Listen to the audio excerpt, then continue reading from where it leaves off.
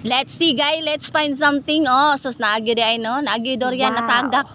Natagak gikan sa ibabaw. Syempre, alangan man matagak gikan sa ilalom. Kaya na may durian nga punuan. Syempre tagak ginagrasya gikan sa ibabaw. Og nahulog ni sa tong ulo, basta dako kayong disgrasya. O daghang kay mga bayabas pud diring dapita. Pingin punuan nga ni, nahinumduman gyud ako ni. Tinanom gini sa akong uyuan. Sus ning paano na gyud to sa makabilang buhay na gyud, shout out sa imo sa langit diha, Angkol Loloy. Nara imong mga bayabas namunga na gyud, nakatilaw na gyud imong mga pag-umangkin. So sa ilalom ra tawo nga tagak no. Ay pahimulos ng mga yuta ani, wala man kay gipang harvest. Ako'y harvest ani ron. Syempre, dalo-dalo man taga may bayabas. Karas ani Dako kay nagbenepisyo sa atong lawas. 15 oranges equivalent sa isa ka bayabas. Imagine, sus. Sayang-sayangan lang nila.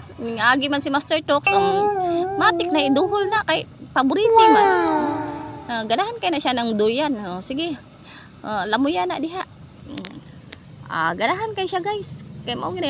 So gibati man taga gwapa, so manglimpyo ta. Kay kung gwapa ka, limpiada ka. Mao nay tarong diha nga istorya. Ay sarot lang. Bitaw daghan agad kayong mga sagbot manggod no. Daghan yung kay mga dahon-dahon naghalong balat si tinalungpan sa bani. So ato ning gidauban.